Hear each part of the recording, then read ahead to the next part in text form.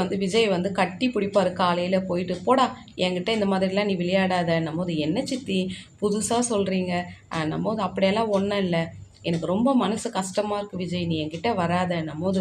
என்னதான் இருந்தாலும் நான் தான் சித்தி உங்களுக்கு செல்ல பையன், அதுக்கப்புறம் தான் அஜய் இல்லைன்னும் போது, அப்போ விஜயோட சித்தி வந்து, நான் எப்பவுமே உன்னை அப்படி தான் நினைக்கிறேன், நீங்கள் தான் என்னை இங்கே பிரித்து பார்க்குறீங்கன்னும் போது, அதுக்கு வந்து விஜயோட பாட்டி வந்து சொல்லுவாங்க, ஏ கலா உட்ரி, நடந்து போனதெல்லாம் நடந்து போயிடுச்சு, ஏன்டி திருப்பி அதையே பற்றி பேசுகிற போது, இல்லைம்மா எல்லாமே முடிஞ்சிச்சு நீங்கள் நினைக்கிறீங்க, என் பையன் அசிங்கப்பட்டார், என் வீட்டுக்காரர் அசிங்கப்பட்டார், அதை யாருமே நினைக்கலையம்மா, இப்போ அஜய்க்கு திருப்பியும் கல்யாணம் நின்று போய் பண்ணால் அது எவ்வளோ பெரிய அசிங்கன்னும் போது, எது கடவுள் யாரோட தலையில் எழுதியிருக்கிறாரோ அது நடந்தே ஆகும், இவங்க சொன்னாங்க அவங்க சொன்னாங்களாம் அந்த கல்யாணம் நிற்கலை, கடவுள் ஏதோ இப்போத்துக்கு